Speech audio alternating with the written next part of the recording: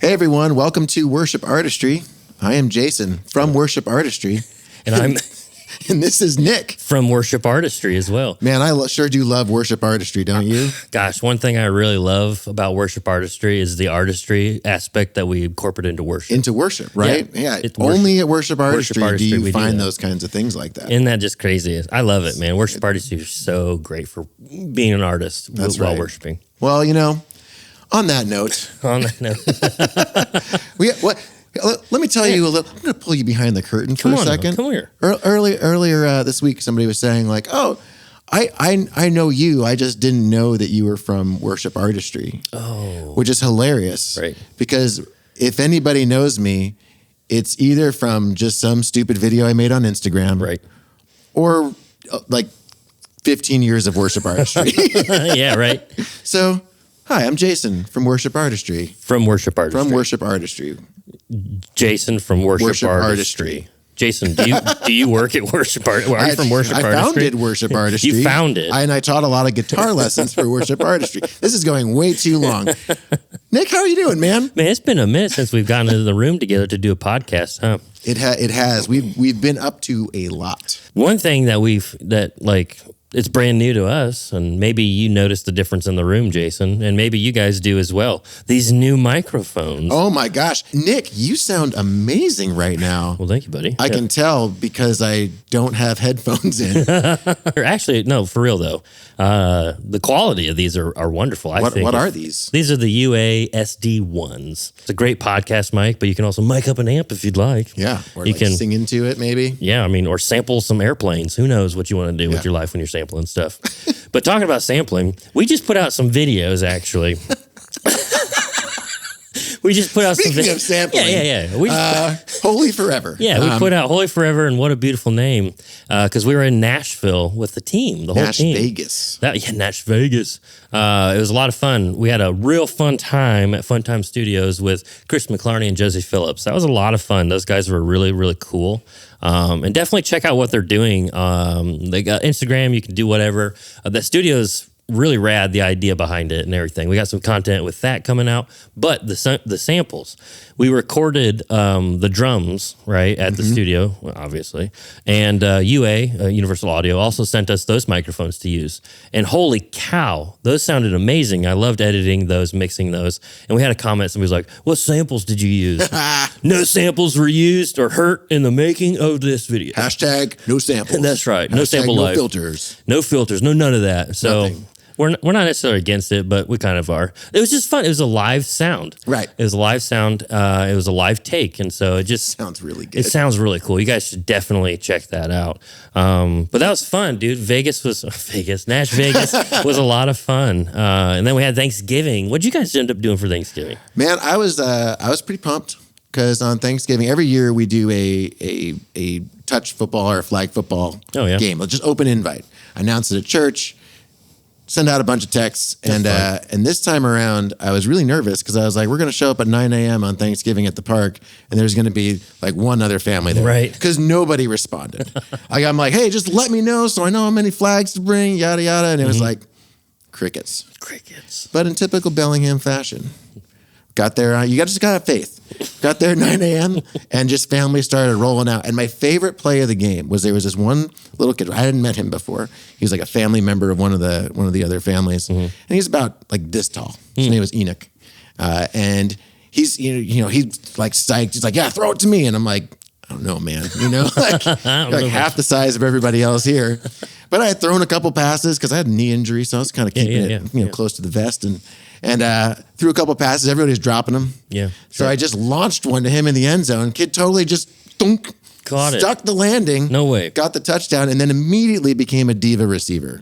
Just right away, like, yo, I'm open. Like, why aren't you getting me the ball? Like, just like, this is how it happens. This is what goes. This is how it happens. But yeah, nobody got hurt. Last year we had a bloody nose. This year we're pretty solid. And one guy kind of jammed his finger, but we were talking about how different would it have been if the two guys who collided had been the same height. Right, yeah. Because that would have been a much bigger problem. Would have been cool. But one of them was a lot shorter, so it worked out okay.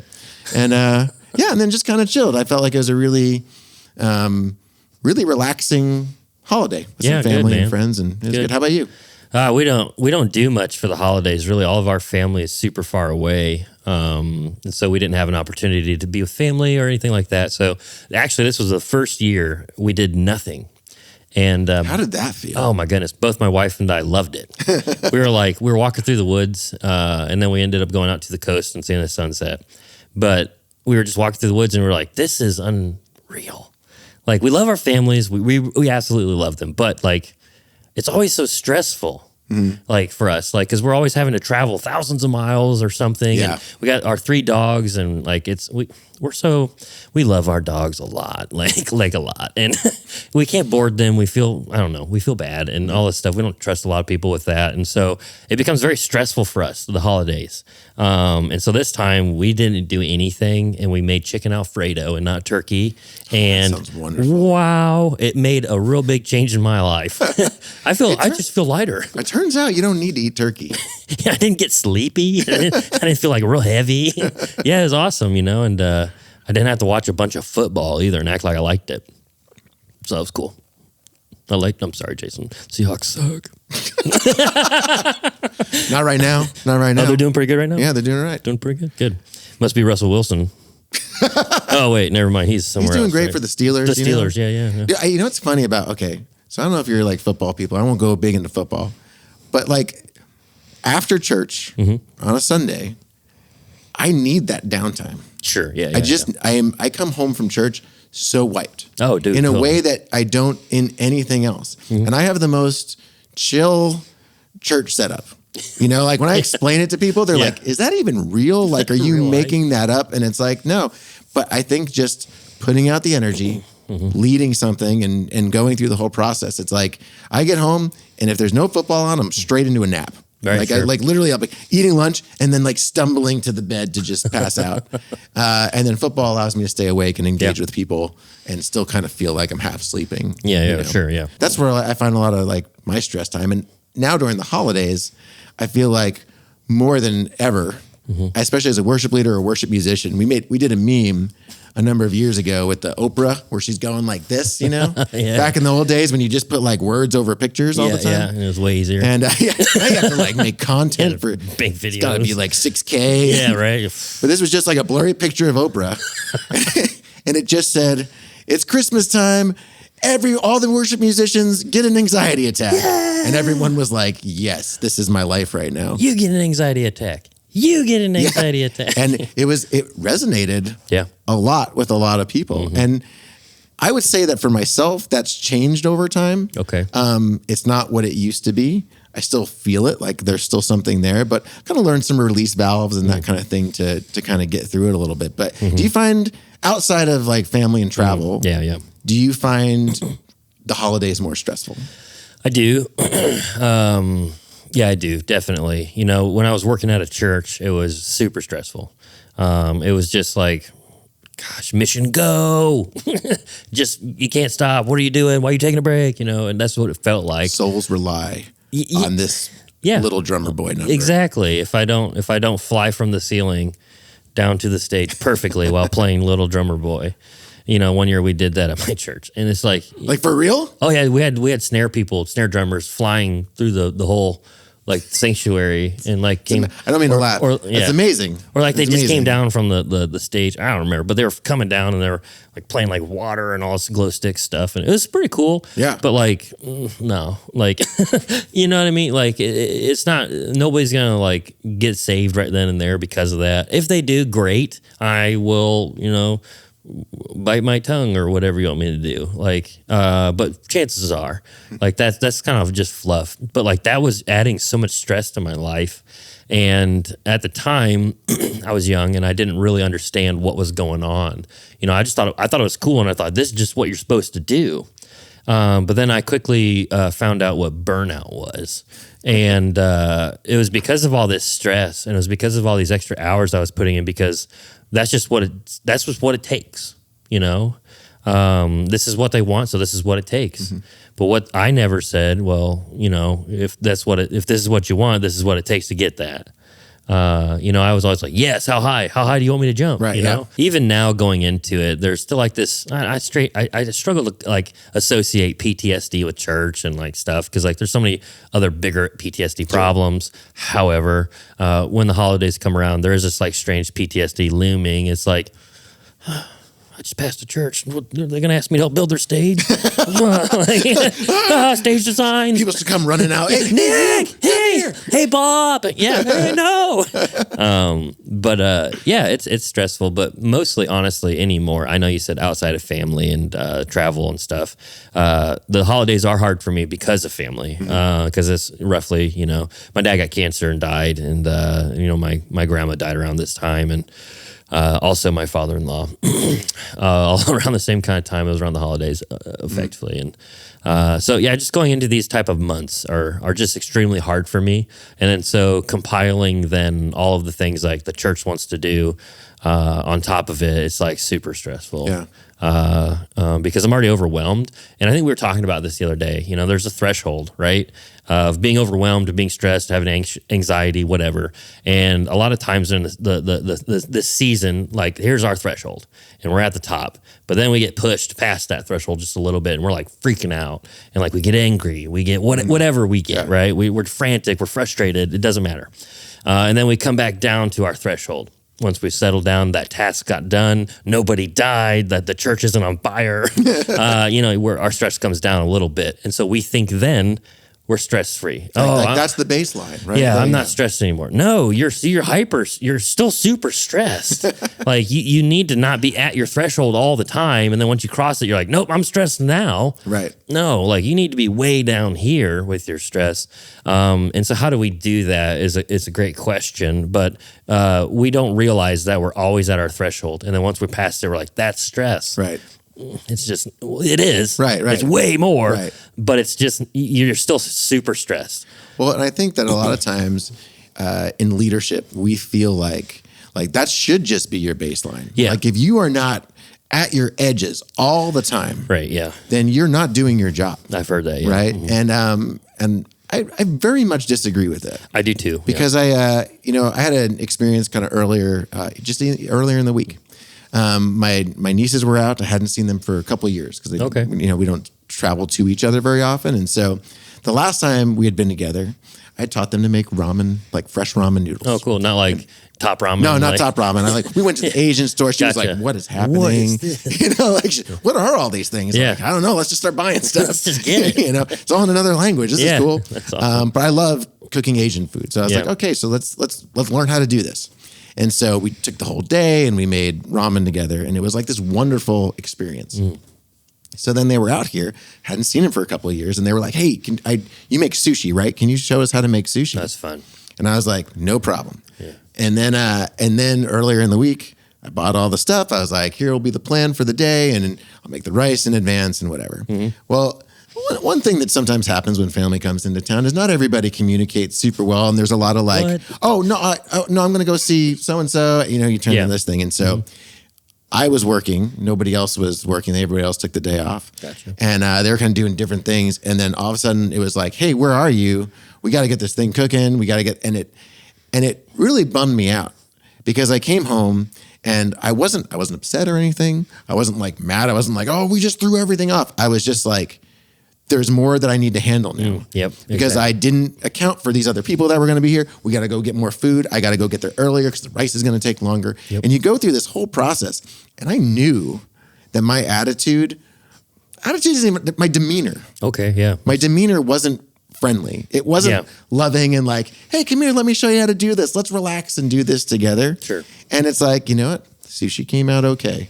But I do look at it and go, man, I didn't enjoy that night as much. And I don't think I connected with my nieces as well as I could have if I'd just been a little more prepared because I knew what was going on and also recognized that like, okay, I need to take a breather here for a minute. Right. The world's not going to end. Let's just relax and let's step into this. And I think as a leader, as a worship leader or leader of a company or anything else, really, if you can be in a place of rest that you're giving out of, oh my gosh, I was going to say giving out of abundance. That sounds like such a churchy, that sounds like, yes, amen. Pastor. I feel like that's a very churchy thing to say. It is. But if you're giving out of if your cup is another thing that people always say. If your cup is always overflowing, you have nothing to give, right? Sure. And so like having a little space so that you can add into that makes a huge difference. And we tend to shame that. Yeah. Like, oh, you weren't killing yourself today? Right. Well, hopefully Jesus is going to make up the difference. Right. Yeah. You know? Yeah. And I think it's so much more important as leaders when we go into these seasons, especially that we know are going to be stressful and people are dealing with a lot of other things besides just church. Yeah. Right. That we're aware of the energy that we're bringing and creating space for ourselves to actually have something to give, you know? For sure. Yeah. Okay. So like with your church, it doesn't seem, okay, this is not a mean question. Okay. Your church, it seems like it's really bad. No. It doesn't seem like you guys spend 6 months on Christmas. No. How long do you take to plan the Christmas service or practice for or whatever it looks like for you? Sure. So that's changed over years. You know, I think, it's funny when you were talking about, drummers falling from the ceiling They weren't falling, but yeah, that would have been crazy. Well, trampolines. That'd still be air viral on mattresses YouTube. And stuff. They bounce back up. Don't even skip a beat. Right. Probably using tracks. But they samples. But yeah, I think in those scenarios, I think where a lot of the stress comes from is we talk to a worship pastor and we're like, become a production manager now. And it's like, that's not what I do. Right. Like I lead my worship team. I lead the community in worship. Actually, I need you to create a performance. And it's like, it's kind of like our job adjacent, but it's not what we're necessarily good at. Right. Yeah. And then a lot gets put on us. Right. So there was a time when I felt a lot more of that kind of pressure. But what I've realized over time, and this has been over years of being a worship pastor at my own church, is people, at least in my community, they just want to sing the Christmas songs, man. Right. That's what they want to do. Yeah. They don't want to sing the cool newest version that Phil Wickham made, which is cool, which you can learn at worshipartistry.com. Is it at worshipartistry.com? It's at worshipartistry.com. One more time, sorry. If you go to worshipartistry.com, you can learn Phil Wickham Christmas so cool. songs. Very cool. And you can learn that Zach Williams one, that Go Tell It on the Mountain. We got the whole thing. That's on worshipartistry.com. That's on Worship Artistry. Just do that. You can do the free trial if you'd like. It's got that like Motown groove. It's cool. Anyway, digression. We digress to worshipartistry.com. But yeah, like, I used to be like, oh, I have to add all these things.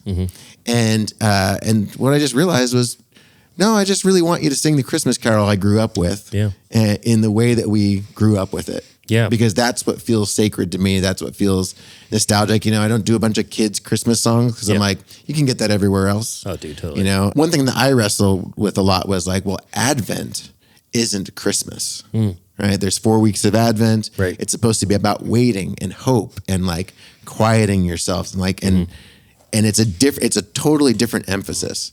And so I used to be like, I don't do any Christmas songs. Yeah. We're going to do waiting songs. And then like on Christmas Eve, we'll do Christmas songs, which also is kind of cheating, but it was also because we didn't do church on Christmas. So it was like, okay, that's when we'll do all the Christmas songs. And I found out a lot of people don't like that, Gotcha. And I was like initially kind of digging in my heels, like, no, this is how we should do it. And it was finally like, well, what am I here to do? I'm here to put the focus on Christ. I'm here to help you get through this season and have it be something special.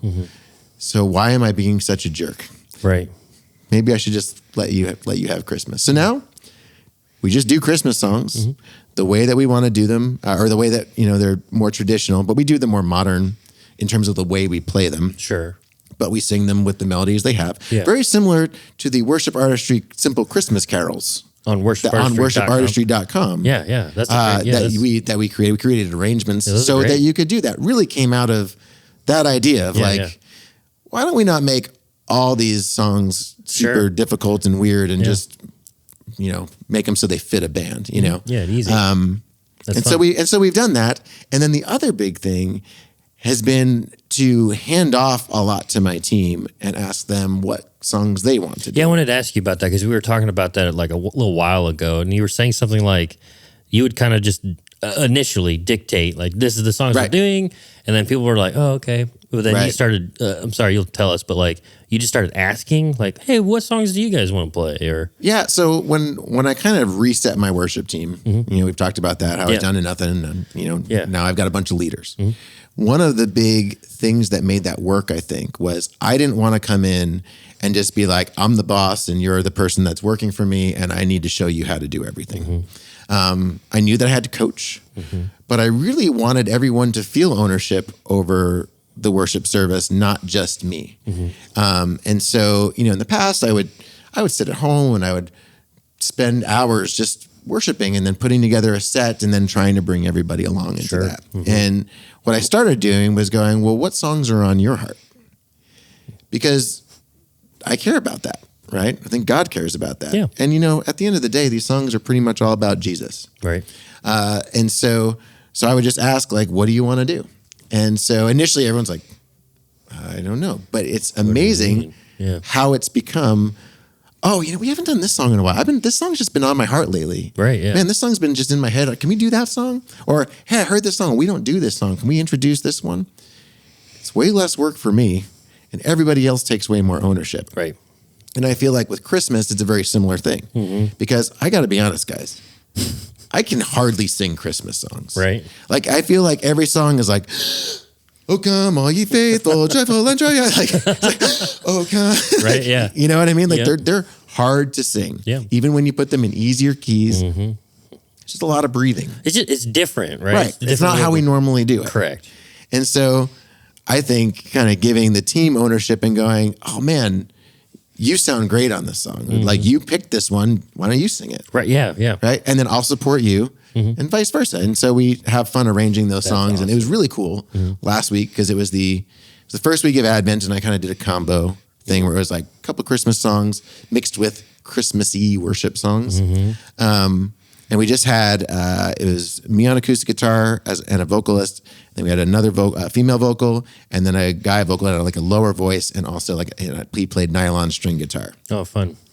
And we had like one guy in particular came up, was like, that is how we should do all the Christmas songs. Like, he was just like, this vibe You're is stoked, huh? perfect. That's awesome. And I was like, is this you trying to get out of doing Christmas songs? Like, he's like, no, I'm cool to do it too, but I just love this. Yeah, that's fun. And so, yeah, that feels different than, okay, I got to get everything in Planning Center and I need to plan all the things. Yeah. And here's a bunch of songs that maybe you don't even care about. And here's some chord charts that are probably all over the place. And instead, like, Yeah. how do we make this something that we can all do together? That's so fun. So, like, when you started asking them what they wanted to play, they would tell you, and then you would say, "But you need to sing that." I wouldn't make them. Yeah, but you would ask if they wanted to. Yeah, Or, okay. yeah. So just be kind of like, we would practice it, and I'd be like, well, why don't you? Do you want to try taking lead vocal on this one? Yeah. And That's cool. And initially, that wasn't expected, and eventually now everybody just kind of expects it, and it's to the point where people are like, do you want me to do this one? Yeah, sure. Yes, I do. Were all of them singers to begin with? Well, the people that were singers, yes. Okay. I don't like hand it to like the drummer and say like, Yeah, why okay. don't you Phil Collins this one? And Yeah, that was my next question. Is just like he can sing though, but Yeah. I do it when he's playing guitar. studio. That's awesome. So those are just some things that have become like a release valve for me. And I realize I don't need to take it all on. Right. And it turns out people actually enjoy it. I'm not putting it on people who don't want it. Sure. But everybody enjoys taking ownership, and then it's less stress on me. And I keep the perspective in place that it's like, I'm just here to serve my community. They want us to sing Christmas songs. Yeah. Hopefully they don't want drummers falling from this, lowering from the sky. There you go.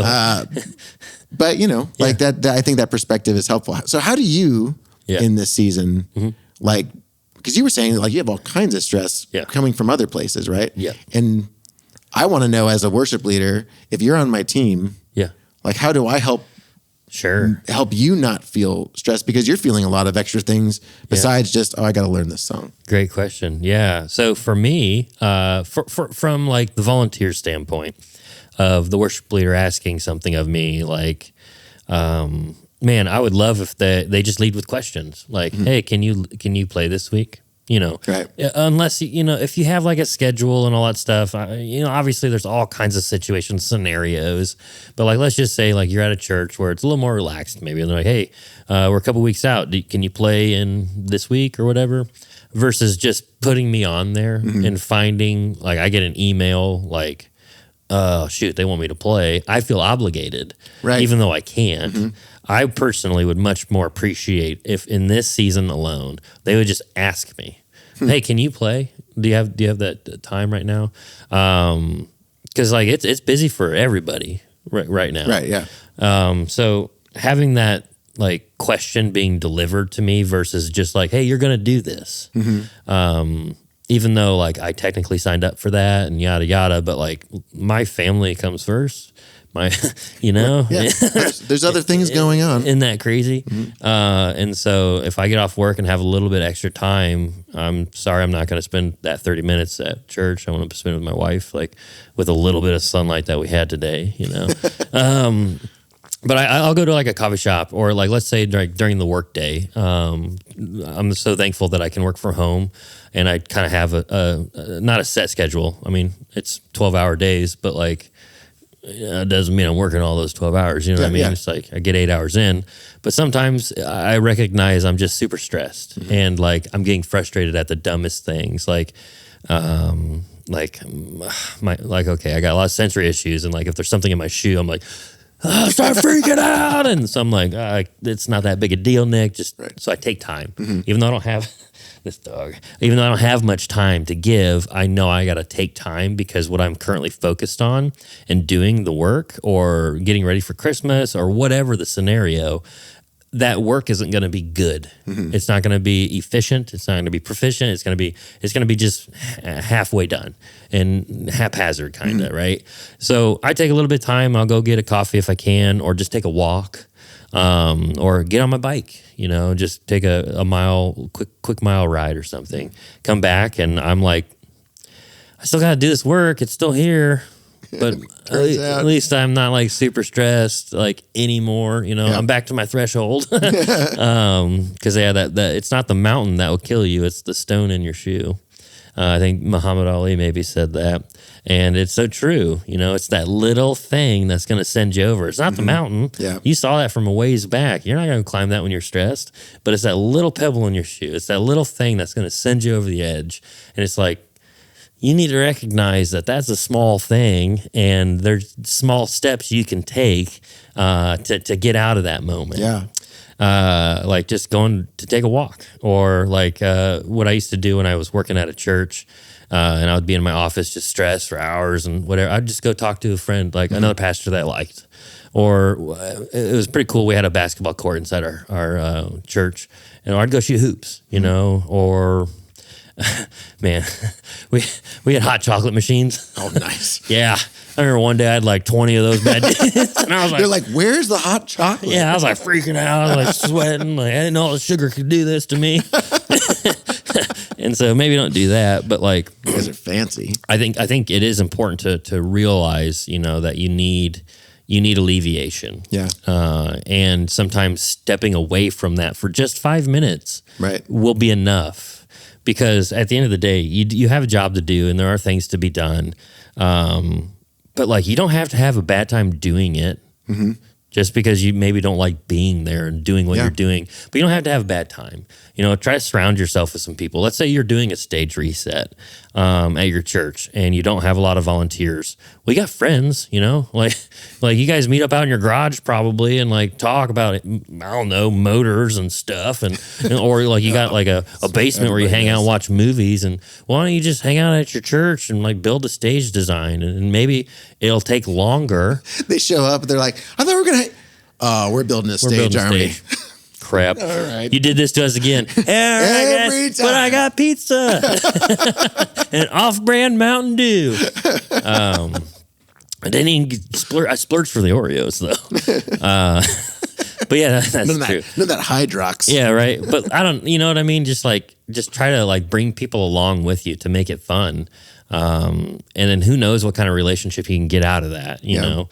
It was funny. I was joking because about me walking by a church. I'm like, hey, you need me to build your stage? Because that's how I got into church. Yeah. Like literally, I walked into a church one day. It was Saturday, and I don't know why I thought they were open. The door was open, so I walked in, and I was just walking around this massive church, and I was like, nobody's here, but I just kept walking around. And I finally heard some noise, and so I walked towards that noise, and some dude in some empty room, and he was like trying to build a stage. And he's like, what are you doing? You want to help me? I was like, sure. And so I started helping this dude, and like 12 hours later, I'm not kidding, maybe 10, we're like finishing this thing up. And he's like, well, yeah, man, well, I'll see you Sunday. I was like, well, I don't go to church. And he's like, well, what are you doing here? And I was like, I just stopped by because I thought it was like church time, and you know, and so I just helped this dude build a whole stage. And so that's why I referred to that, because that's how I got involved with church. And from there, he became like a mentor of mine. And we talk every once in a while still. It's few and far between, but great guy. You know, super, super love that guy. Taught me a lot, and I actually taught him a lot about building stages and corners. He called me the corner man because I was really good at doing the carpet on the corners. Yeah. Very nice. Anyway, but yeah, it's just like take some time, you know, try to bring somebody along with you like that guy did. I mean, he should ask better questions like, hey, do you go to this church? He was a brand new pastor. He was super stoked though. He's just like, I got somebody here helping me. He was stoked. Yeah, but he was a new It worked. pastor. Whatever he did, it worked. Look at me now. But yeah, so those are some ways that I try to alleviate it. And a lot of it is really just rooted in like connection. You know, how can I be, how do I feel more connected to God? And during that time of stress, I'm not. Like it's amazing how far away from connection I feel. I feel so just like out of control. Right. And so when I'm more calm and like I feel more rooted in something, and I believe that's God. And yeah, it feels so much nicer. The work is so much better. Everybody has fun. Yeah. And it's people, so different. Yeah. People want to come back and be a part of that versus just like it was done with excellence and frustration the whole time. But man, it looked awesome. Right. Well, I don't want to be a part of that, you know. Sometimes that happens. It does. It's a byproduct of just production, really, and doing things. And listen, we're not saying that you shouldn't do things because there are things like there are vision behind things, you know, like sometimes I'm asked to, hey, can you do this thing? And it's like, yeah, I'll figure that out. 100%. You know? Yeah. But it's just, it is worth asking the question, why am I doing this? And does this actually get us what we're trying to get out of this? Right. Because if we look at it and go, like you said, like, man, we made this excellent production and everybody was like, I can't wait to never do that again. Right. Like, what we missed the mark. Maybe. Maybe, you know. Stress is crazy. It makes us do weird things. So have grace, especially in this season. Yeah. Well, and honestly, like when you talk about that, even, you know, talking about like going through grief and all that, right? Like so much of it, I think of being a leader is about being aware, like genuinely curious and aware about what's going on and the people around you. Yeah. Right. Yeah. You know, it's like we've talked about how, you know, grief doesn't end at a funeral. No, it doesn't. It goes on and on and on, right? And we oftentimes see that, right? But for you, probably coming around this time of year, every year, it probably comes in a little harder. Oh, wait. Because of the, right? Because even though, this happened years ago, well, dude, you should be over that. Yeah, dude. And it's like, you know what? Be aware that that's the case, right? And ask about it. Yep. And be a real, like, relational person because you genuinely care about that person rather than, like, you know, there's a woman at our church right now. She was in a wheelchair for months. Wow. She had like this knee infection, this whole thing. Yeah. She's our violinist. Gay? Yes. Yeah. And she's amazing. And during that time, I remember just being like, hey, you are welcome to play anytime you want. I also don't want to put any pressure on you. So just let me know. And I would check in with her. Hey, want to come in and play? And a couple times she did come in, but it's like, I realized you're in a wheelchair right now. There's a lot going on. Right, yeah. Like maybe you don't need to get here at 8 a.m. and practice, right? Yes. But it's also very life-giving to her. So like, for example, now she was able to have her surgery. She's walking around. It's coolest that you're just like, yay, the lame walk. Like, it feels like you witnessed a miracle, right, you know? Yeah. We've all been hoping and looking forward to this, but it's like, now it's here. And so she came up to me and was like, hey, can I play for the Christmas one? I would just love to. That's awesome. Yes, absolutely. Anytime you want, right? Mm-hmm. But it's still letting her, like you were saying, it's still letting her kind of make the choice. Yeah. Rather than being like commanded or like, here's your obligation. Yes. Mm-hmm. You know, and I think we as leaders can do a lot to make things not feel like an obligation. Yeah. And so much of that is just invitation and communication. Mm-hmm. No, right? No, yeah, for sure. It's actually being like, you're invited into this thing rather than, I don't know, man. I've tried to use softwares where you get emails and all that kind of stuff. And I'm just like, I hate this. Yeah. It just feels like I'm sending you a chore list. Sure.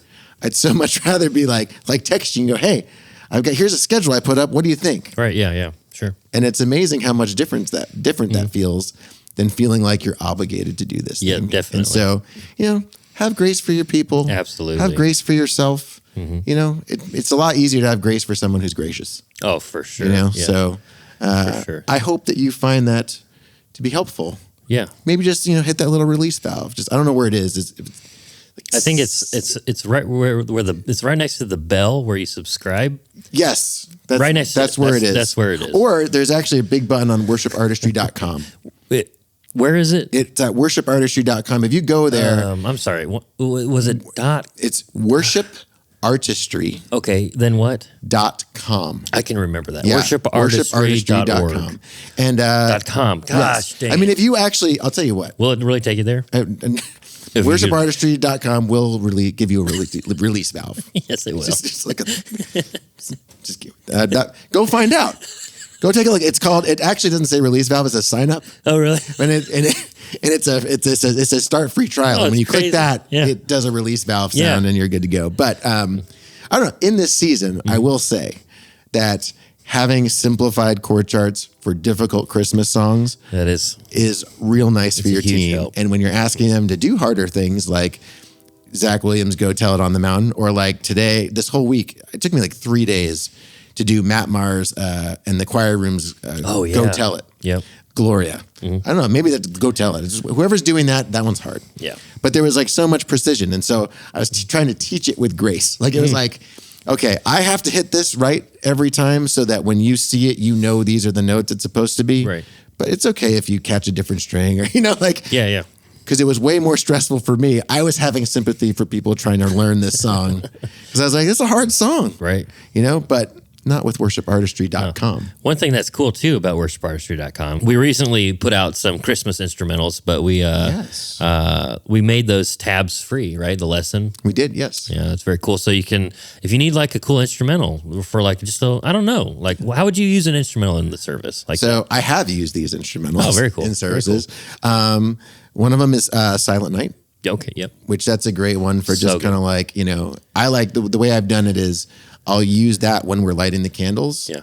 And then as the candles are lit, then we all sing Silent Night. That's cool. So it kind of like has this more instrumental, peaceful thing. Yeah. And I made it cool sounding, but relatively simple. Like it was something that I'm able to teach. Sure.